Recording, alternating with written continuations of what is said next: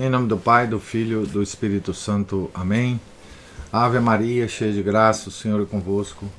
Bendita sois vós entre as mulheres e bendito é o fruto do vosso ventre, Jesus. Santa Maria, Mãe de Deus, rogai por nós, pecadores, agora e na hora de nossa morte. Amém. São José, rogai por nós. São Felipe Neri, rogai por nós. Santo Agostinho, rogai por nós. Nossa Senhora de Fátima, rogai por nós. Em nome do Pai, do Filho, do Espírito Santo. Amém. Bom dia a todos. Nós estamos aqui na página 197 da biografia de Santo Agostinho, escrito pelo Frei Agostino Trapé, capítulo 19. Entre aspas o título: Ordenado sacerdote, não tardou em fundar um mosteiro. Fora a Hipona para fundar aí um mosteiro, e aí encontrou inesperadamente o sacerdócio. Uma reviravolta crucial que não o induz, porém, a abandonar seu primeiro ideal. Narra-o ele mesmo ao povo. E porque me dispunha a viver no mosteiro com os irmãos, o velho Valério, de santa memória, bispo, conhecendo o meu desígnio e minha vontade, deu-me aquele horto no qual agora está o mosteiro. Comecei a recolher irmãos de boa vontade, que não tinham nada, como eu não tinha nada, e dispostos a imitar meu exemplo. De modo que, como eu tinha vendido a minha pequena propriedade e a tinha dado aos pobres, assim fizeram também aqueles que queriam viver comigo. Viveríamos todos, assim, do bem comum. Antes teríamos em comum a grande e fertilíssima propriedade, que é Deus. Então, é como ele explicou, ao povo, provavelmente numa homilia, Essas palavras encontram eco nas de Possídio, que ao narrar a tumultuosa ordenação de Agostinho, acrescenta que, abre aspas, ordenado sacerdote, não tardou em fundar junto à igreja um mosteiro e passou a viver com os servos de Deus, segundo a maneira e a regra estabelecida nos tempos dos santos apóstolos, fecha aspas. O biógrafo indica também com palavras que coincidem com as da regra agostiniana, qual fosse, abre aspas, a norma fundamental naquela sociedade. Fecha aspas. A norma era esta, abre aspas, que ninguém tivesse algo como próprio, mas tudo devia ser em comum e se distribuía a cada um segundo a necessidade. Fecha aspas. É fácil pensar que alguns daqueles que viviam com Agostinho em Tagaste se mudassem para Hipona. É menos fácil determinar quais foram. Certamente não a Deodato, que naquele ínterim havia morrido. Seu pai nos deixou dele essa comovente lembrança. Abre aspas.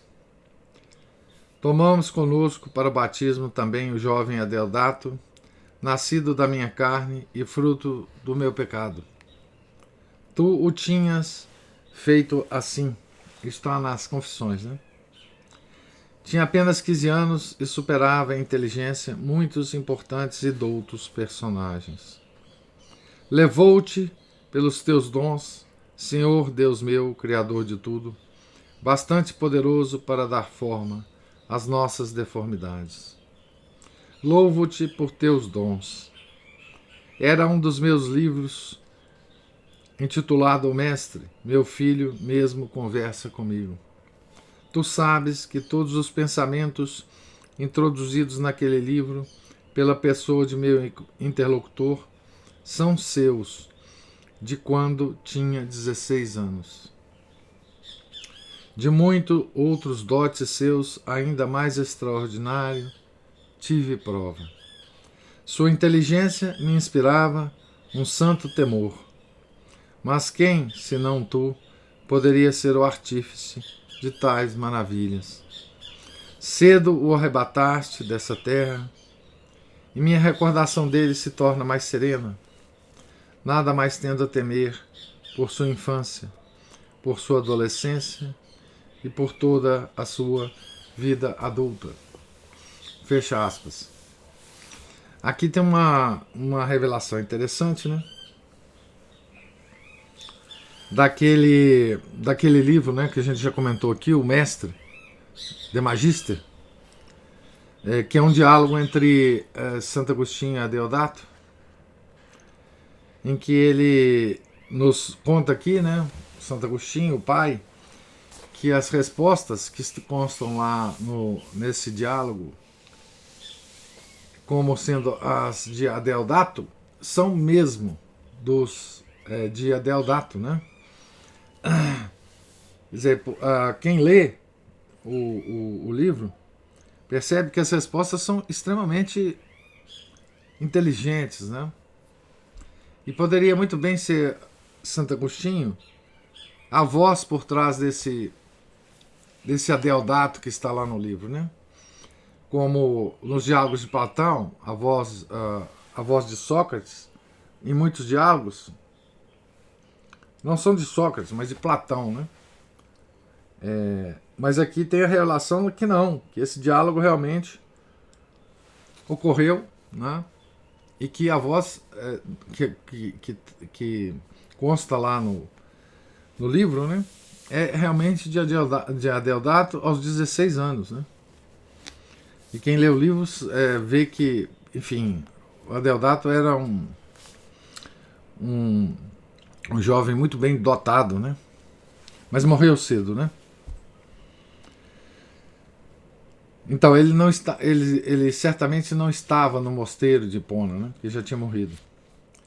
Desde aquele momento, a vida monástica, seguindo o exemplo e o impulso do neo-sacerdote Agostinho, difunde-se rapidamente em toda a África. Não mais de 3 anos depois, Paulino de Nola é um santo da igreja também, né? Escrevendo a Alípio, já bispo de Tagaste, saúda-o com grande afeto. Abre aspas.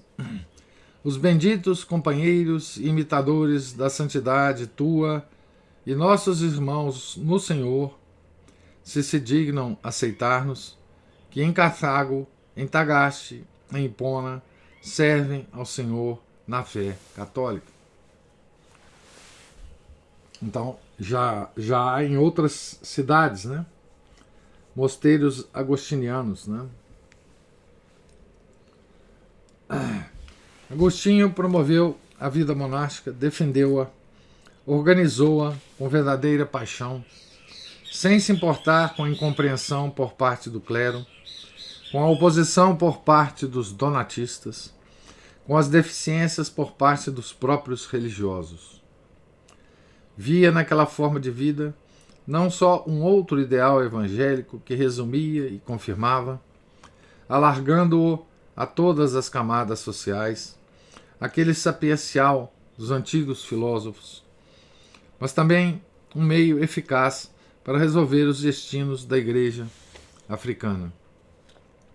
Olhando em torno de si, percebeu a triste situação que essa atravessava a igreja africana. O paganismo ainda influente, a vida cristã em muitos aspectos sem vigor, as insídias do maniqueísmo, a luta feroz dos donatistas, as infiltrações do arianismo, estimulado mais que aterrorizado pelas dificuldades do empreendimento, propõe-se a dar uma face nova àquela igreja, que era a igreja de Cipriano, São Cipriano, de Perpétua e de Felicidade, de Santas Perpétua e Felicidade, né? Aliás, hoje é dia da festa dos 7 filhos, né, de Santa Felicidade, mártires, né? Para esse fim, devia servir o movimento monástico com a força do exemplo e a potencial reserva de doutos e piedosos sacerdotes. Como sempre foi, né? movimento monástico. Assim foi para o mosteiro de Hipona, e não só para esse. Assegura-nos Possídio, o primeiro biógrafo de Santo Agostinho, né?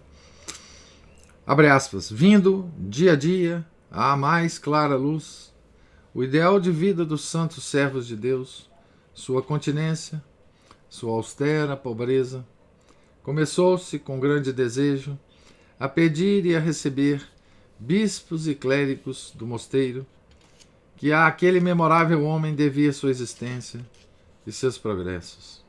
De tal modo teve início e depois se estabeleceu a paz e a unidade da Igreja. Fecha aspas. Eu mesmo, abre aspas, eu mesmo, continuo o primeiro biógrafo, que foi membro daquele mosteiro antes de tornar-se bispo de Calama, Possídio, né? Eu mesmo conheci uma dezena de santos e veneráveis homens, continentes e doutíssimos, que o beato Agostinho consentiu dar a diversas igrejas, algumas inclusive de grande importância, fecha aspas. Porque a gente vê, né, a importância, digamos, externa dos mosteiros, né? Isso foi durante toda a vida da igreja, assim, né? Além de ser uma reserva de oração, né, como a gente já comentou aqui, os mosteiros eram uma reserva de homens, né, que podiam desempenhar cargos na igreja, né, certo? Contribuindo para a santidade da igreja, né?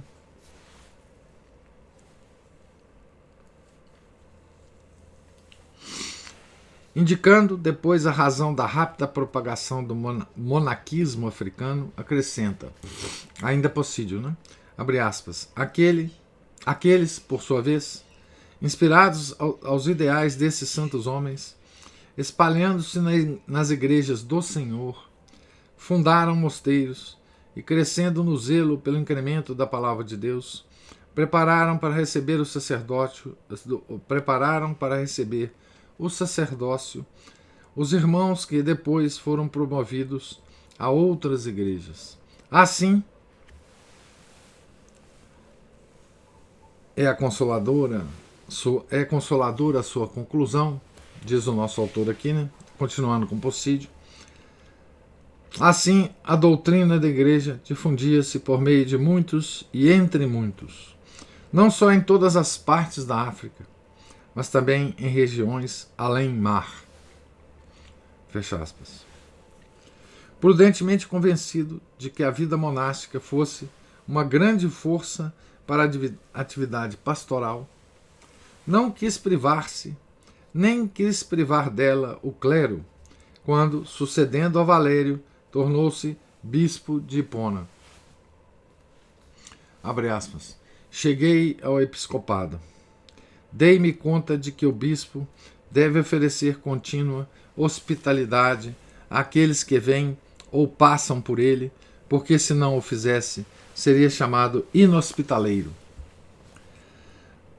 Mas esse costume fosse introduzido no mosteiro, fecha aspas, referia-se ao mosteiro dos leigos ou o do horto, teria sido um inconveniente. Por isso quis ter comigo, nesta casa do bispo, um mosteiro de clérigos. Fecha aspas. Da vida que Agostinho levava junto ao seu clero, sabemos muito. Fala disso ele mesmo ao povo no ano 425, depois de um caso doloroso. O presbítero Januário, morrendo, fez testamento. Fizera-o em favor da igreja, mas o fizera contra a regra do mosteiro. Agostinho acreditou por isso ser necessário intervir, seja para evitar escândalo, seja para cessar as suspeitas que pairavam sobre toda a comunidade. O primeiro biógrafo fala disso longamente. Uma vida de pobreza, de fraternidade, de sobriedade, inspirada na primeira comunidade de Jerusalém, Atos 2, 42, 45, Atos 4, 32, A mesma em substância, excetuando-se uma maior liberdade de movimento, que levara no mosteiro dos leigos, naquele mosteiro que era e permanecia o seu ideal mais caro. A pobreza era entendida como exclusão de toda propriedade, como vida comum perfeita, como confiança em Deus e alegria de possuir a Ele somente. Agostinho Bispo era um dos tantos que vivia assim. Vestia o que tinha no guarda-roupas comum e tomava os alimentos da casa comum. No uso das vestes não havia exceções. Abre aspas, ninguém se faça dono de um manto ou de uma túnica de lã ou de qualquer outra coisa, mas que seja colocada em comum. Eu mesmo, recordando meu propósito de ter em comum tudo aquilo que tenho, pego no guarda-roupa comum o quanto necessito. Ninguém me ofereça um manto precioso, que talvez poderia convir a um bispo, porém não a Agostinho, isto é, a um homem pobre, nascido de pobres. Quero ter um que possa dar a qualquer um dos meus irmãos quando precisar dele. Um que possa ser usado convenientemente por um presbítero, um diácono, um subdiácono. Se me derem um melhor, vendo-o, como costumo fazer, de modo que, não podendo colocar em comum a veste, coloque em comum o lucro de sua venda. Vendo-o e dou o que por ele recebi aos pobres. Fecha aspas. Não havia, portanto, exceções para as vestes. Havia, entretanto, para os alimentos, mas a favor dos hóspedes e dos enfermos. Servia-se, diz Possídio, de uma mesa frugal e parca, que admitia de vez em quando, entre ervas e legumes, também carne, para atender os hóspedes e os irmãos mais fracos. Além disso, sempre havia vinho.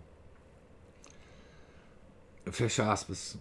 Carne e vinho eram usados em aberto desafio ao maniqueísmo e em conformidade com o ensinamento do apóstolo.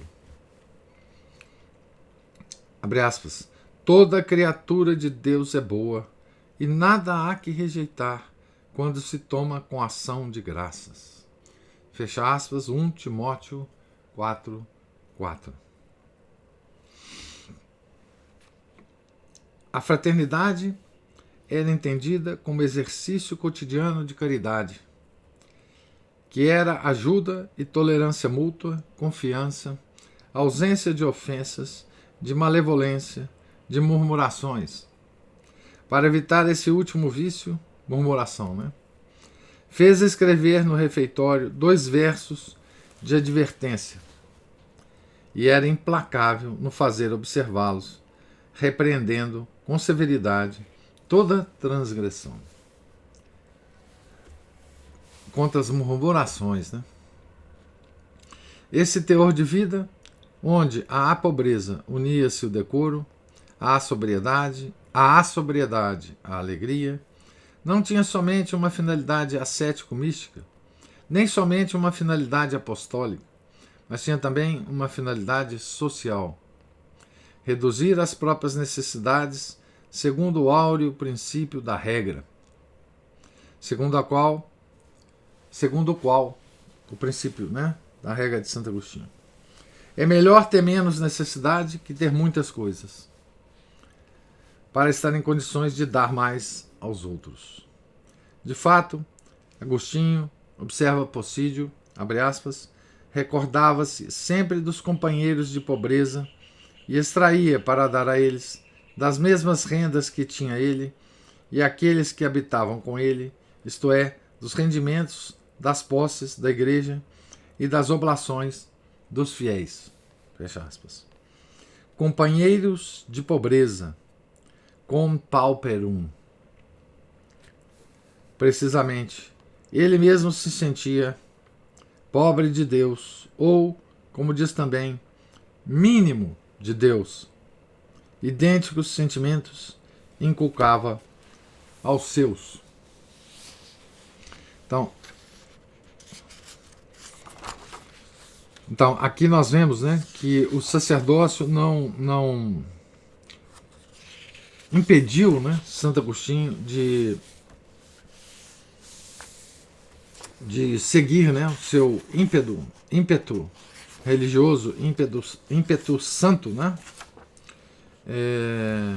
da vida monástica, né. Ele acabou, mesmo bispo, né, seguindo a vida monástica, né, e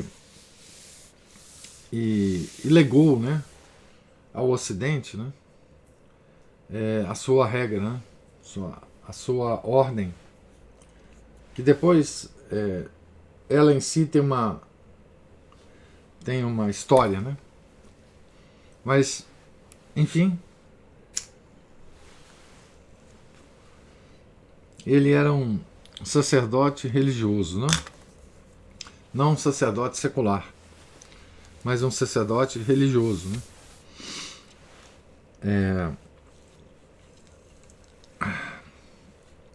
E aqui eu quero chamar a atenção, só porque isso aqui é muito atual, né? Para essa referência de São Paulo, que ele faz aqui, quando ele fala sobre a alimentação, né, dos agostinianos, né? Ele faz o autor aqui faz a citação de São Paulo ao seu discípulo Timóteo, né, depois bispo, na primeira carta aos Timóteo, capítulo 4, versículo 4, né? Toda criatura de Deus é boa e nada há que rejeitar quando se toma com a ação de graças, né? Então, essa é uma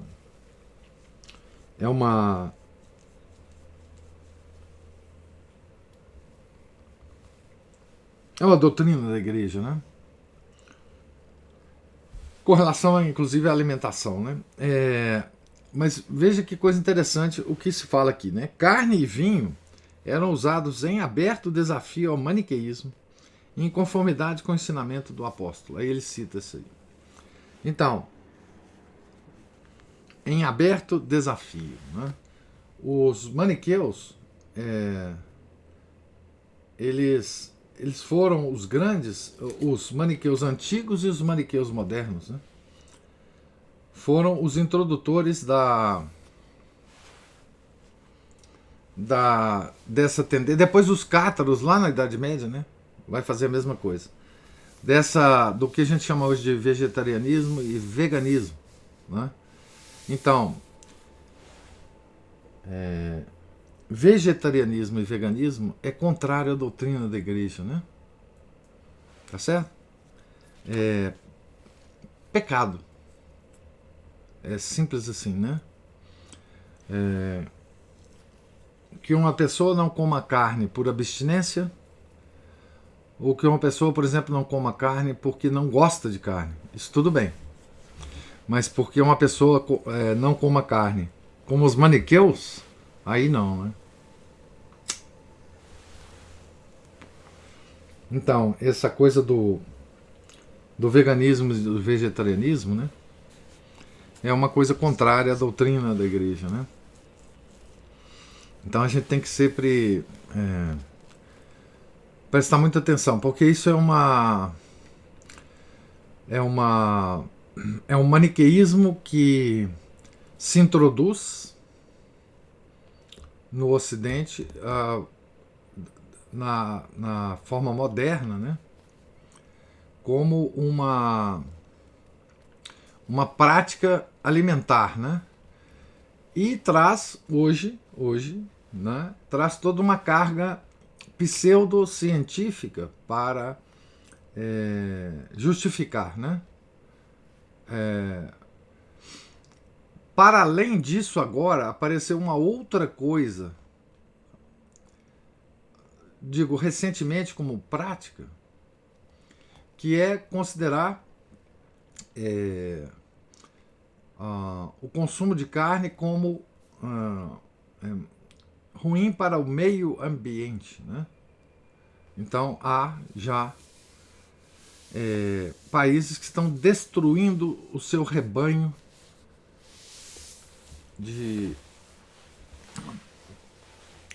de animais, né, que são fontes de proteína animal, né?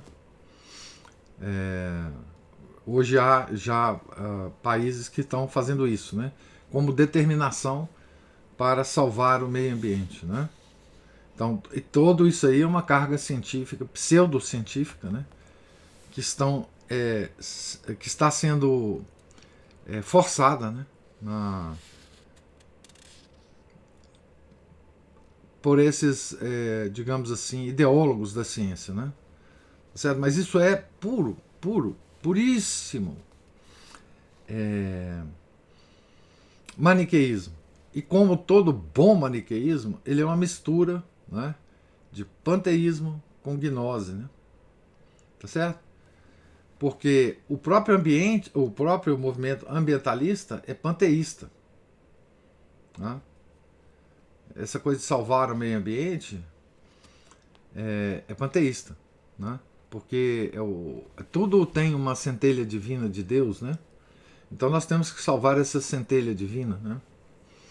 Mas você está nessa ideia identificando Deus como a natureza, né?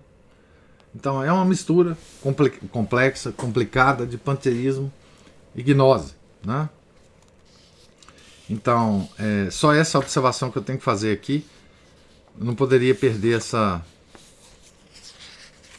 essa oportunidade de fazer essa.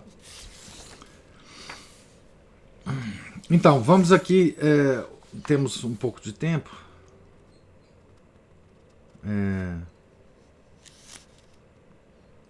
Talvez não. Esse capítulo é bom a gente ler. O próximo capítulo é bom a gente ler ele integralmente, né? Capítulo 20. A gente passa amanhã lendo na leitura matinal, lendo esse próximo capítulo, que é a formação teológica, né, de Santo Agostinho. Então, esse capítulo que nós acabamos de ler, então, conta um pouquinho, né, dos primeiros tempos da ordem de Santo Agostinho. É claro que o Frei Agostinho Trapé, sendo prior, né, de um mosteiro de Santo Agostinho, né, ele também prior geral da ordem, né? Ele foi prior geral da ordem. Ele também não quer contar a história da ordem aqui, né? Poderia muito bem contar, mas ele só está interessado na vida de Santo Agostinho, não da ordem que ele fundou, né? Tá certo? Então eu gostaria de ouvir de vocês se os comentários, né, e as observações, se elas existirem, dessa leitura de hoje, do início da ordem de Santo Agostinho. Antes da ordem de São Bento, né? São Bento é posterior. Professor. Sim. Logo no início da leitura de hoje, se conta que Santo Agostinho fez exatamente o que o senhor até citou esse evangelho outro dia, né? Do jovem que se aproxima de Jesus, e Jesus diz para ele, né? Vá, vende tudo que tem, se segue.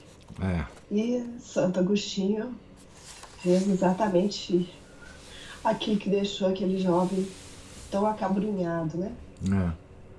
E uma outra coisa é a gente pensar que como que uma pessoa como Lutero pode ter sido... Se inspirado, né? Se inspirado em Santo Agostinho, inclusive. Como é que ele foi um frade agostiniano, né? Frade agostiniano, Lutero. Pois é, então, aí tem a ver com a história, né, da ordem. Tem a ver mais com os agostinianos do que com propriamente Santo Agostinho, né? Então,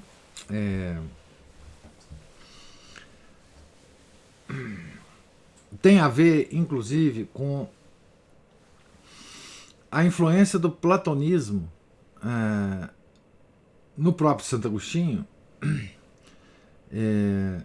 tem a ver com gnose, tem a ver com maniqueísmo, né? Tem a ver com tudo isso. A Ordem de Santo Agostinho, ela foi sendo permeada ao longo do tempo, né? Eu também não conheço muito a história da Ordem, assim, né? Mas eu sei que ela foi sendo permeada, né? Por essas tendências, né? Ao longo dos séculos. Uma ironia, né? Uma ironia do destino, porque Santo Agostinho lutou ferrenhamente contra os maniqueus, né? Tem a ver com as discussões tem a ver com as querelas dos monges também, né? Muito na Idade Média, porque havia disputa entre as ordens monásticas na Idade Média, né? E duas ordens, sobretudo duas ordens que foram criadas na Idade Média, tiveram um impacto muito grande na Ordem de Santo Agostinho, né? E ela reagiu, né? Que foi a Ordem de São Francisco e a dos beneditinos, né? Desculpe, dos dominicanos, não dos beneditinos, dos dominicanos, né? Porque a Ordem de São Bento já existia mais ou menos com a mesma idade, né? Ela tem uma diferença de 2 séculos aí, ou sei lá, um pouco mais, da Ordem de Santo Agostinho. Eram ordens, digamos assim, a Ordem de Santo Agostinho, a Ordem de São Bento, eram ordens, digamos assim, muito antigas, veneráveis, né?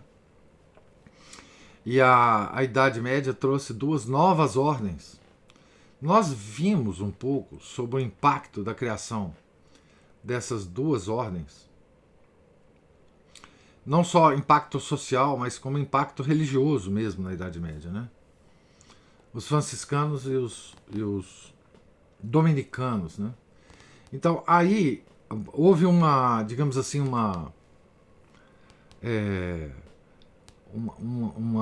questão uma questão de ciúme, de disputa de poder entre as ordens da igreja, 2 novas ordens sendo criadas com os mesmos ideais, né? Lembra, Santo Agostinho, essa questão da pobreza foi adotada também pelas 2 ordens novas, né? Eram ordens mendicantes. E houve uma grande reação da igreja contra as ordens mendicantes na Idade Média. Quando a gente leu a biografia de Santo Tomás de Aquino, escrita pelo Chesterton, a gente viu essa reação, né? O Chesterton descreve bem essa reação. Pela novidade da coisa, pelo tipo de comportamento dos monges franciscanos e dominicanos, né? E não é à toa que os agostinianos tomaram como inimigos mortais os grandes expoentes dessas 2 ordens, né? Que defenderam as ordens, enfim, né? Essa briga entre os monges, ela se deu não só nos mosteiros, mas também nas universidades. Então,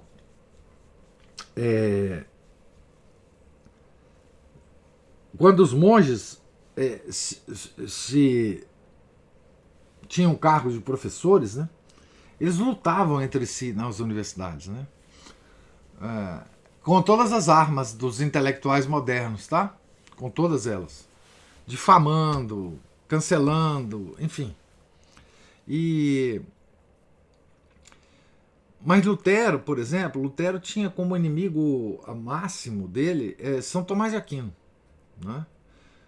Porque, sei lá, na cabeça dele, talvez São Tomás de Aquino era o mal, né? Enfim, na cabeça dele. Queimou os livros de São Tomás de Aquino, dominicano, né?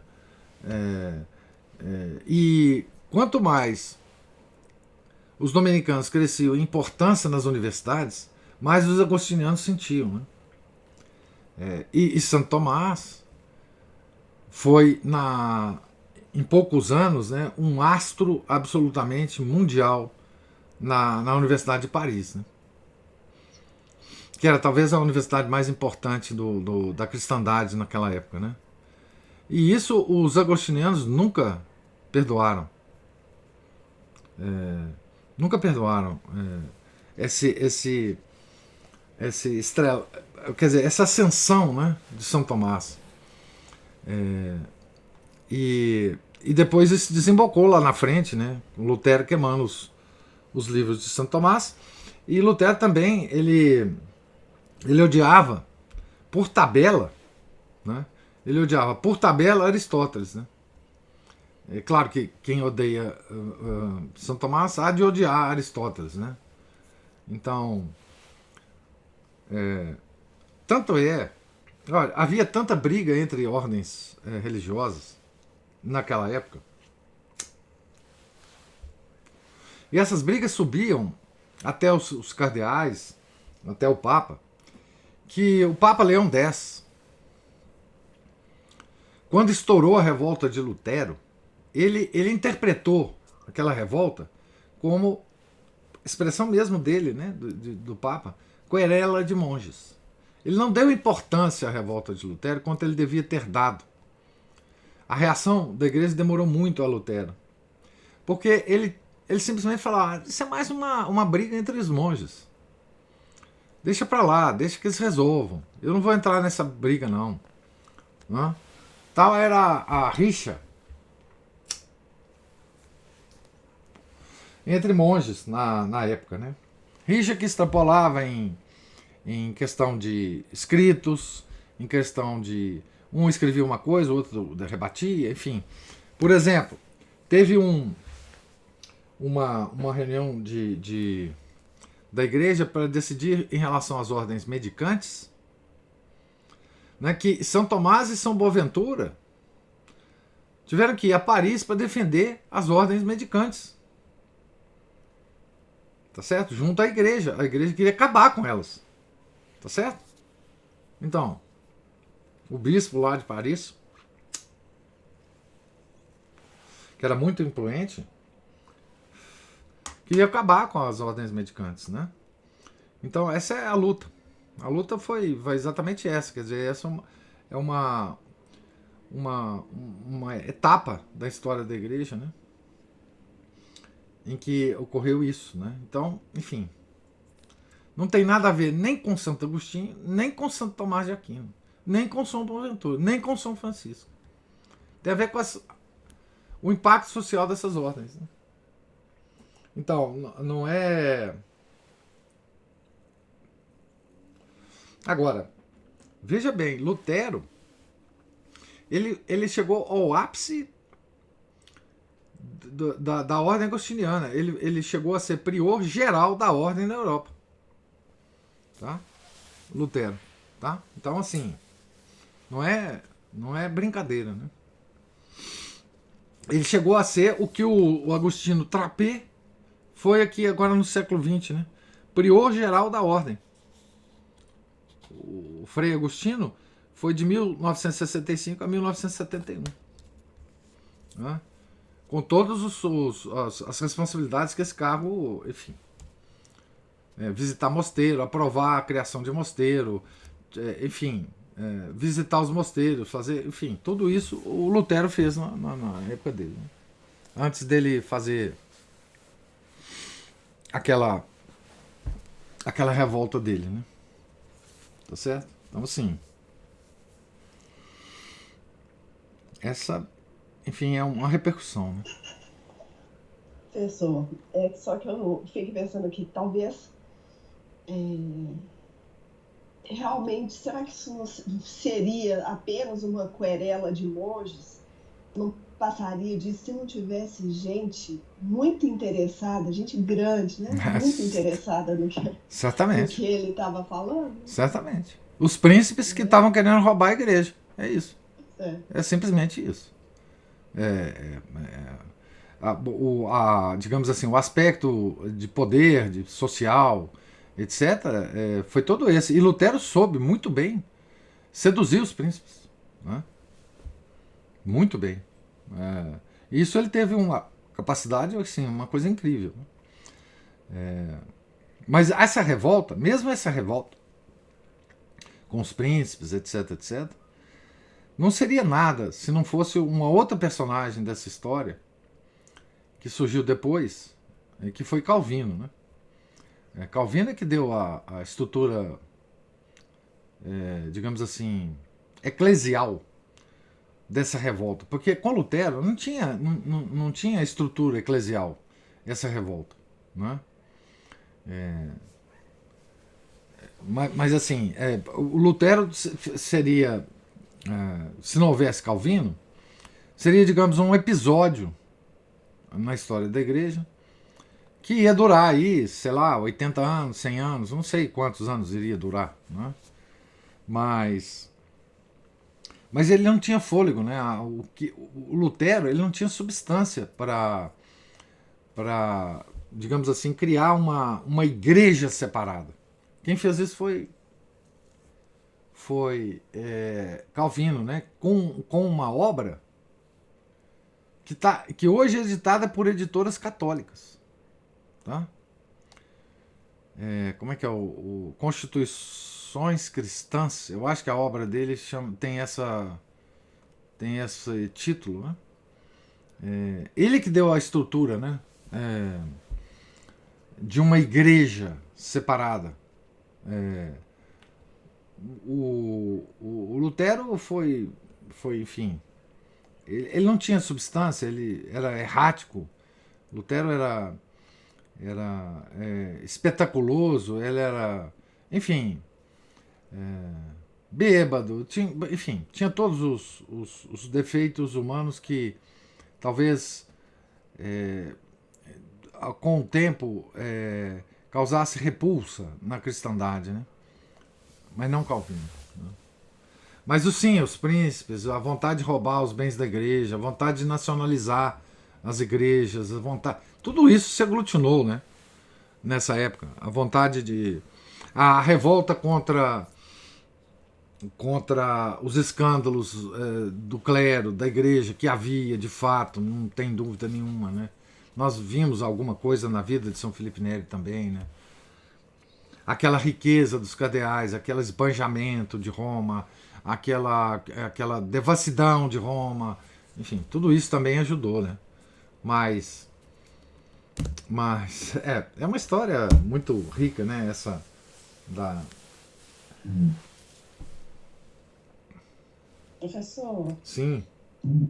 Há alguns anos eu li uma biografia, acho que era uma biografia de Lutero, não lembro exatamente. Eu fiquei com a impressão de que o Lutero, ele não tinha vocação, assim, ele não foi devidamente, eu não sei se não tinha vocação, é isso mesmo, não tinha. Ele não foi selecionado, ele não foi bem selecionado, vamos dizer assim, porque a gente sabe que na igreja hoje, né, ou pelo menos antes, hoje não, mas no auge da igreja existia um processo seletivo de vocação. Isso foi muito depois, viu? Isso é muito recente. A criação dos seminários foi no Concílio de Trento. Foi depois da revolta do Lutero. A formação mesmo, assim, essa coisa de vocação. Não que a igreja não tivesse um método, Cristina. Só que esse método ele não era, ele não foi institucionalizado antes do Concílio de Trento. Tinha um método. Você ia para um mosteiro, os monges lá observavam o seu comportamento, etc, etc. Falava com você, dava direção espiritual, etc, etc, etc. Mas não tinha essa coisa, não tinha o seminário diocesano, que o bispo tinha responsabilidade sobre a formação. Isso veio depois. Eu fiquei com essa impressão de que ele não só a vocação, mas também não foi devidamente preparado. Instruído. Instruído. Não recebeu uma instrução. Tanto é que ele se debateu com a Falhou sua voz aí, Cristina. Não estamos te ouvindo, não. Opa, voltou aí agora. Voltou? Voltou. Ele se debateu. Ele se debatia com a fé. Ele nunca teve conforto com a fé. Nunca. Sempre atormentado. Agora, professor, né, nesse trecho que o senhor leu, me ocorreu, o senhor comentou a questão da carne, né? É pecado, né? E do vinho também, não esqueçamos o vinho, hein? Engraçado, né, professor? O corpo e o sangue de Cristo, né? É interessante fazer, assim, lembrar daqueles que tinham pavor e horror de quando Cristo disse: esse é o meu corpo, quem não beber do meu sangue e não comer da minha carne, não salvará. E essas pessoas que se negam, né, a entender que essa questão da alimentação, do abate de animais, isso é uma coisa da natureza, da lei da natureza, né? Isso. Outro aspecto. Aqueles são os protestantes, né? Aparece lá no Evangelho de São João, capítulo 6. E outra coisa que me ocorreu foi, com relação a essa questão de mosteiro, eu lembrei de uma vez, eu tinha uma tia que ela foi freira, e uma vez uma pessoa, um outro tio, né, de outra família, perguntou assim: o que a sua tia fica lá fazendo o tempo todo rezando à toa? Então, e a gente vê esse combate a esse ócio divino, né, professor, hoje, com essa apologia do trabalho. Isso. E essas ordens, né, que a gente acaba ficando sabendo assim tarde, né, que o quanto é enaltecida a questão do trabalho, como se isso fosse a única, porque existem vários carismas na igreja, né, e a vida contemplativa, como o senhor já cansou de nos dizer, o senhor não cansou não, pode falar, para muito, pessoal. Mas, como o senhor já nos disse, assim, a importância dessas pessoas rogando o tempo inteiro por nós, né? É uma reserva de oração. Reserva de oração. Então, me ocorreu isso, senhor, né? Sobre essa aula de hoje, esses dois aspectos. Pois é, não, enfim, Otium Sanctum, né? Que a expressão de Santo Agostinho é esse, né? E isso não exclui o trabalho, né? É aquele negócio da regra de São Bento, né? Ora et labora, né? Os monges trabalham muito, a vida é dura, de trabalho, né? Só que os mosteiros são reserva de oração, são orações permanentes a Deus, que nos chega através da comunhão dos santos, né? Que nos permite acessar a graça, nos dá força, né? Essas orações que a gente não vê, que a gente não escuta, que participa da história da igreja desde o início, né? Desde o início, né? O movimento monástico, ele é do início da igreja, né? Da tal igreja primitiva, que o pessoal gosta muito, os modernistas gostam muito de falar, né? O movimento monástico, ele sempre foi uma reserva da igreja, uma sustentação da igreja, né? E assim, mesmo que a gente não veja, né? Mesmo que a gente não tenha um mosteiro do lado, nas gerações passadas a gente tinha mosteiros, né? Em cidades do interior, mas mesmo que a gente não veja, que a gente não sinta com os 5 sentidos, né, as ações dessas orações, quem pode negar, né, que essas orações realizaram tantas conversões, né? Tantas conversões ao longo dos séculos. Tantas almas que se aproximaram da igreja sem uma razão especial, né? Por coisas fortuitas, por acontecimentos absolutamente banais, se aproximaram e se converteram e se salvaram, né? Quantas almas essas orações dos monges não levaram para o céu, né? Enfim, essa diversidade de carisma que você lembrou aí, né? Que Paulo também nos legou, né? Acho que lá na carta aos Coríntios, né? Primeira, acho, falando dos carismas, né? Esse carisma monástico, né? De oração permanente é uma coisa extraordinária da igreja, né? E como tudo, obviamente, nessa crise, praticamente desapareceu, né? Quando eu digo praticamente, porque eu salvo os mosteiros tradicionais que existem hoje no mundo, que você conta a dedo, né? Mas esse munus, esse carisma de oração não desapareceu do mundo também, não, né? Mas ele diminuiu tanto, né? E isso, o que isso faz, né? É aumentar a nossa responsabilidade como leigo, né? Como leigo, fiel leigo, que estamos no mundo perdidões, né? Nós estamos completamente perdidos, mas que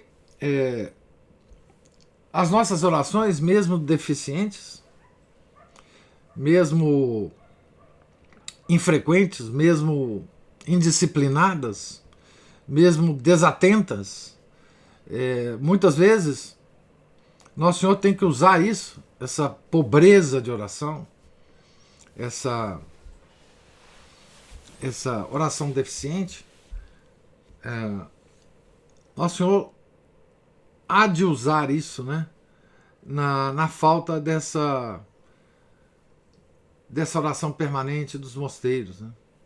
Isso aumenta muito a nossa responsabilidade e força muito a misericórdia de Deus, né?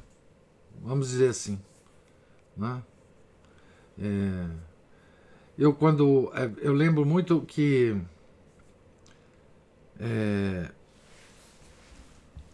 em La Salette, né, tem uma expressão de Nossa Senhora,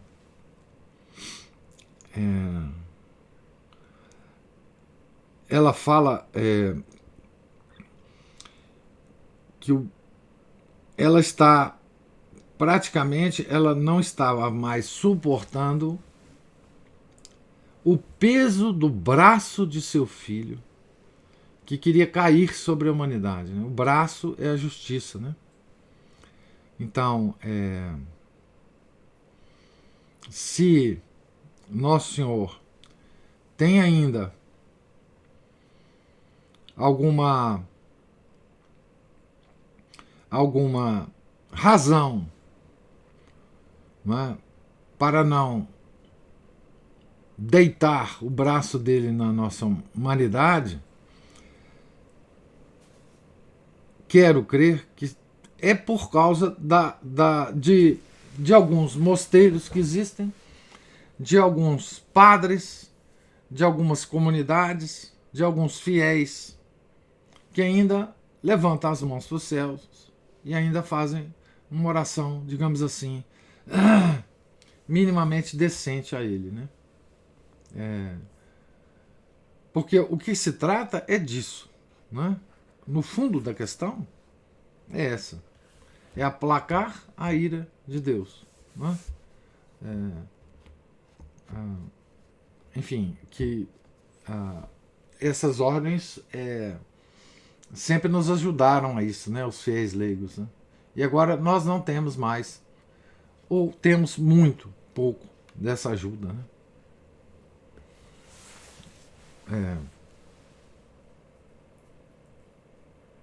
Professor, queria falar algo sobre oração, que é assim, nenhum santo se santificou sem rezar e sem rezar muito, né? Mas o rezar, que às vezes a gente pode ter na cabeça que rezar é você, e isso também faz parte, você tá ali, parar um tempo para se concentrar e se dirigir a Deus com palavras, mas as nossas ações durante o dia também podem ser orações. Os nossos pensamentos, né? Nossas ações. Sim. Isso.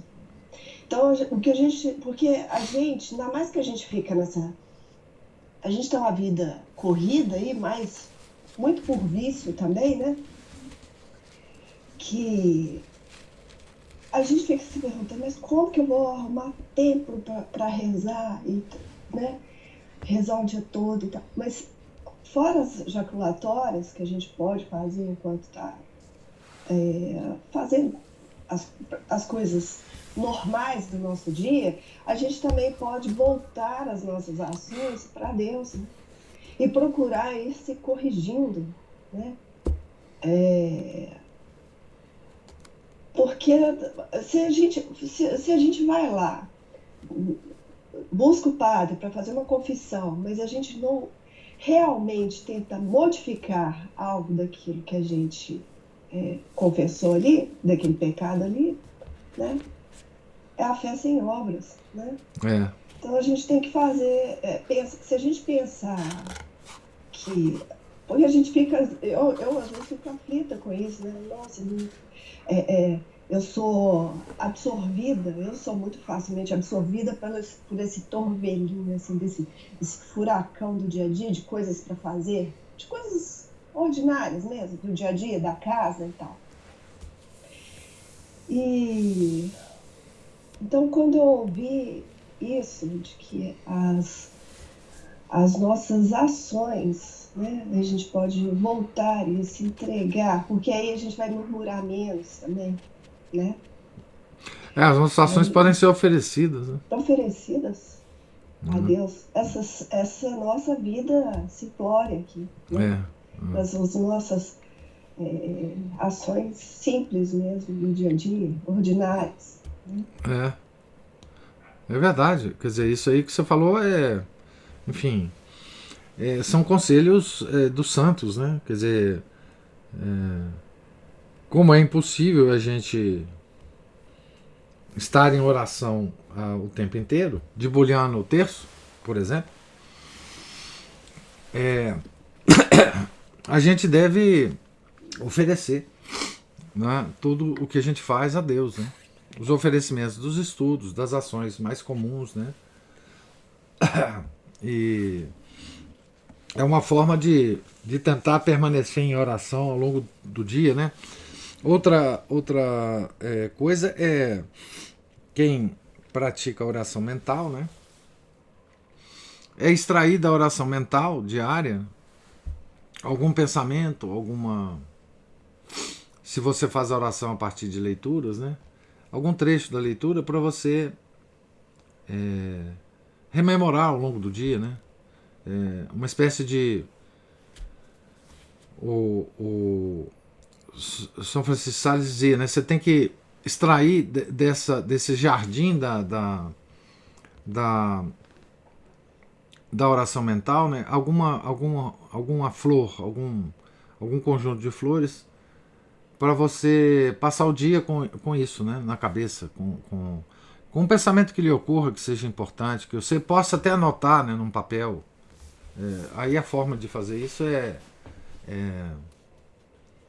pessoal, né? Ou você mesmo guardar na sua memória e levar, né, ao longo do dia com você, né? Pois esse tipo de coisa, veja, com a crise da igreja como ela está, né? Isso é cada vez mais importante para Deus,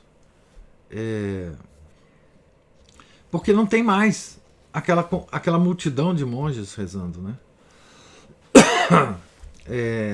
E portanto cada um de nós, né, pode participar. E isso é uma graça especial que Deus nos dá agora, nesse momento, né? A gente pode participar, né, de alguma forma, de forma mais atabalhoada possível, né, desse louvor permanente a Deus que a gente pode fazer ao longo do dia, já que não tem tanto monge assim fazendo, né?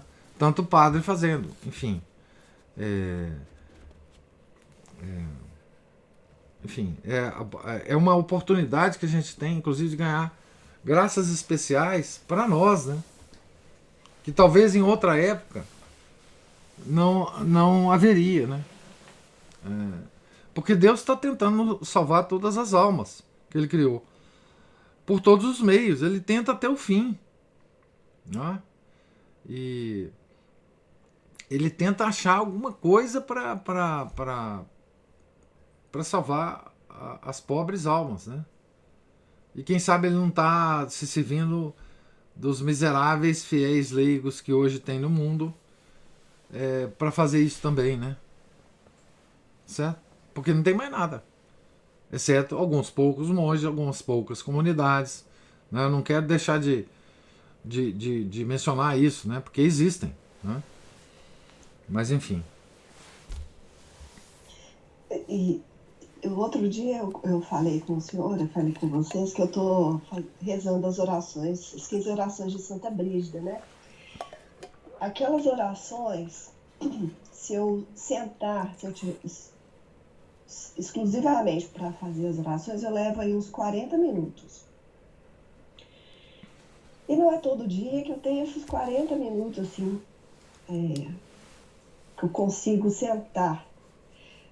Então, professor, eu faço o seguinte, sabe?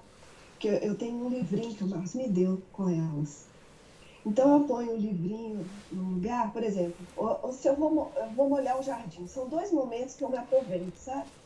Eu vou molhar o jardim, aí eu miro a mangueira, o jato de água num determinado lugar, enquanto eu leio aquela parte que está escrita ali. Quando é Ave Maria e Pai Nosso, aí eu posso, como já está decorado, né? Eu já viro a mangueira para outro lugar, sabe? E assim, eu não deixo de rezar. O outro momento que eu faço isso é quando eu estou lavando os pratos, que eu faço isso todos os dias, depois do almoço. Então, assim, enquanto eu estou rezando Pai Nosso, Ave Maria, eu estou ensaboando a louça e enxaguando. Aí eu paro um pouco e vou ler a parte que eu não sei de cor, que é das orações propriamente ditas. E assim, e pedindo a Deus que é o que o senhor disse aí, que Ele se aproveite disso. Porque eu tenho tirado proveito disso. Porque meditar a paixão de Nosso Senhor todos os dias tem feito uma grande diferença na minha vida, sabe, professor? Eu imagino. Eu estou fazendo uma apologia dessas orações. Eu imagino. Porque realmente elas são... É algo que faz diferença. Não, eu já coloquei inclusive o link, você já me mandou o link, eu já coloquei o link, inclusive no vídeo lá do YouTube, na descrição do vídeo, eu coloquei o link, enfim. Não, pois eu digo assim,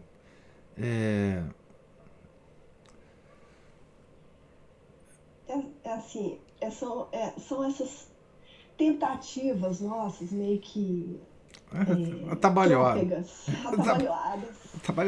de não viver uma vida católica só enquanto a gente está dentro da igreja, né? Você passou o umbral da porta lá, aí você volta pro... Não, é tentando, sabe, fazendo um esforço para permear a vida e encontrar um modo católico de ser, sabe? Pedindo a Deus que abra minha mente, que me dê discernimento, que ilumine a minha inteligência. E que te mantenha à vontade, né? Isso, perseverante. Até o fim da minha vida. Né? Te mantenha à vontade. Seja quando ele seja. Não, isso mesmo, Ana Paula. Eu acho assim, esse é o esforço nosso. Quer dizer, isso é um esforço Quando a gente fala assim, a gente tem que fazer esse esforço agora, nossa vida é muito difícil de católico agora, na crise e tal.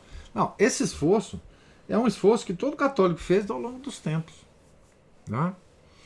O que é especial em relação aos nossos tempos é tudo isso que diz respeito à crise, né? A desorganização de todas as coisas que foram construídas ao longo dos séculos, ao longo dos 2 milênios, para a santificação da vida dos católicos. Né? E isso foi destruído.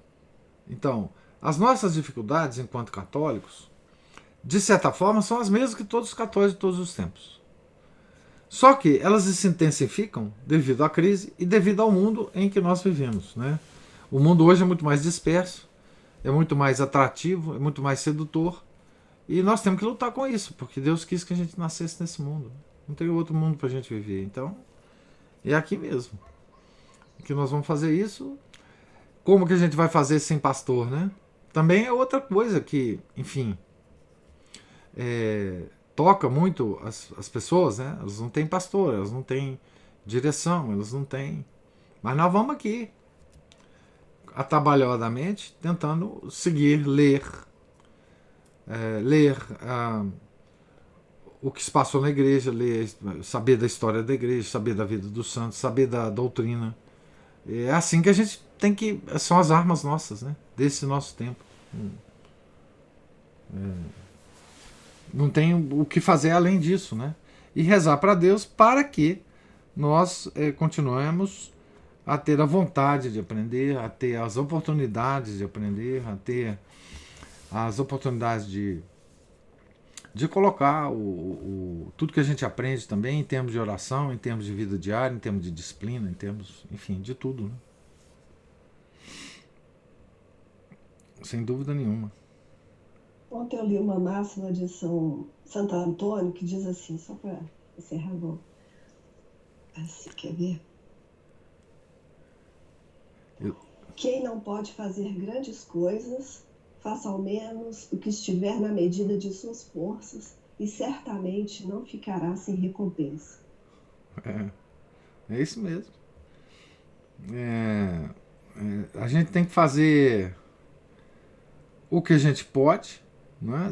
E sem preocupar, né? Porque muitas vezes a gente se preocupa, né, Ana Paula?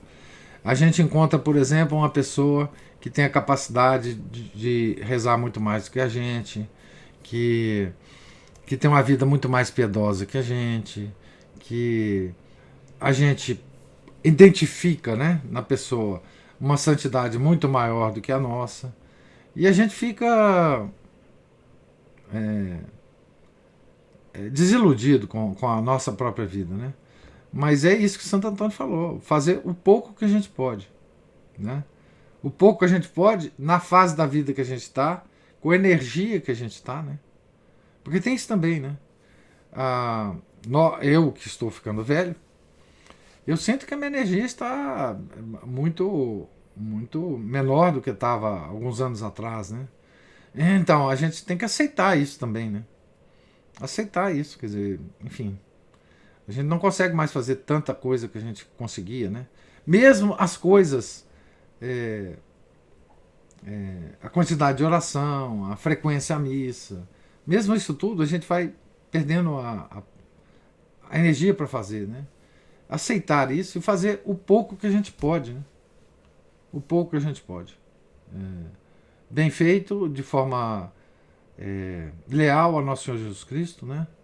Lealdade a Ele, né? Ao que Ele nos... a sua obra de redenção, né? Temos que ser leal a isso, né? Eu disse que não ia falar mais nada, mas eu vou falar só uma coisa a respeito disso que o senhor disse aí. Eu acho que, isso sou eu, né, achando aqui, né, que a gente não deve se comparar aos outros para se sentir, para desanimar. A gente deve se comparar aos outros talvez para admirar e imitar. E a gente deve, na verdade, se comparar a si mesmo, né? Olhar para trás e ver se eu piorei, se eu melhorei. É isso mesmo. se eu piorei, eu preciso correr atrás do prejuízo. Se eu melhorei, eu peço a Deus que me ajude a dar mais para frente, perseverar, né? Tá certo. Desanimar, não. Não. A gente não pode, é a última coisa que a gente pode fazer, professor, porque o que está em jogo é a nossa eternidade. E desanimar com nada, né? Com nada. Mesmo com os fracassos, né, das nossas tentativas. Isso é uma coisa assim. Quando tá tudo ruim, continua fazendo a mesma coisa que você está fazendo, porque é assim que tem que ser, né? Enfim, nas orações, em tudo que a gente faz, né? Em todas as obras que a gente tenta fazer. Foi igual quando eu li aquele livro lá sobre o inferno, que eu fiquei apavorada com aquilo e desesperada, assim, pensando, meu Deus, como que isso é difícil demais e tal. E para depois pensar que não havia outra saída para mim, pessoalmente, do que continuar tentando fazer o que eu estou tentando, sabe? O esforço, esse esforço e pedindo a Deus que valide algo nesse esforço e que me empurre para frente, porque sem essa graça Não é possível mesmo. Não, é exatamente. Com os nossos próprios esforços, não há chance. Não, mas Deus só pediu isso da gente, né? Tentar, né? Ele não pediu outra coisa. Ele pediu pra gente tentar. E a gente vai ter maior ou menor sucesso, sucesso mundano, que eu tô dizendo, na medida em que ele quiser. Agora, o sucesso para com ele, na verdade a gente nunca saberá, né? O que a gente sabe é que a gente está seguindo uma regra que ele nos deu. E isso deve nos dar a tranquilidade, né?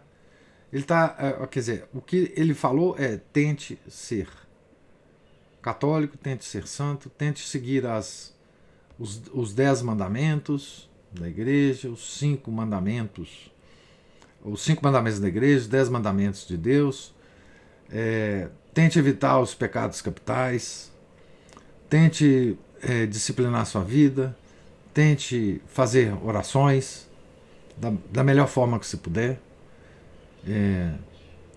E isso nos deve dar tranquilidade, né? Porque nós estamos tentando, né? Nós estamos tentando. Então, é isso que ele nos pede só, né? É tentar, né? É tentar dentro das nossas possibilidades, dentro da nossa vida, dentro dos nossos deveres de Estado, que o nosso catequista bate tanto na cabeça do pessoal lá, né? Que é a coisa mais que está mais desaparecida do mundo hoje, são os deveres de Estado, né? Porque uma coisa é importante. Nossa, eu vou abrir um assunto aqui longo, mas é rapidinho que eu vou falar. A dificuldade hoje para o católico entender os deveres de Estado é que a noção de Estado, de onde você está, né, e quais os deveres naquele lugar que você está, que você deve cumprir, esse é o problema de hoje, né? É você identificar o seu estado, porque o mundo ele atrapalhou todos os estados.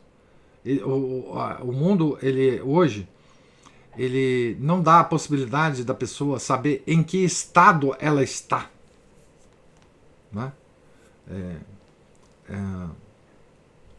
E principalmente a importância desse estado. Então, esse é o problema de hoje, né? Então, assim, para explicar, eu admiro, por exemplo, por várias razões, mas por essa especial, o Márcio, porque explicar isso para as pessoas, isso vale uma palestra inteira, exatamente. Mas assim, o problema do Estado não é o problema dos deveres, mas é o problema da você definir o Estado. Então, assim, o mundo hoje está tão louco que você não mais sabe o estado que você está, né? E, portanto, se você não sabe o estado que você está, você não sabe os deveres relativos a esse estado. Então é uma loucura, né? Mas, enfim, eu não quero alongar hoje, não. A gente pode depois conversar mais sobre isso em outras ocasiões, mas vai a minha admiração para quem, como o Márcio, tenta explicar isso para os jovens, né? Meu Deus, jovens, envelheçam, como diria o Nelson Rodrigues, né? Tá bom, gente? Mais alguma observação? Então, Deus lhes pague a presença, a paciência, os comentários, observações. Fiquem todos com Deus, tenham um santo dia e amanhã, se Deus quiser, nós retornaremos aqui à página 205 para continuar a leitura. Em nome do Pai, do Filho e do Espírito Santo. Amém. Ave Maria, cheia de graça, o Senhor é convosco. Bendita sois vós entre as mulheres, e bendito é o fruto do vosso ventre, Jesus. Santa Maria, Mãe de Deus, rogai por nós, pecadores, agora e na hora de nossa morte. Amém. São José, rogai por nós. São Felipe Neri, rogai por nós. Santo Agostinho, rogai por nós. Santo Antônio de Lisboa, rogai por nós. Nossa Senhora de Fátima, rogai por nós. Em nome do Pai, do Filho, do Espírito Santo. Amém.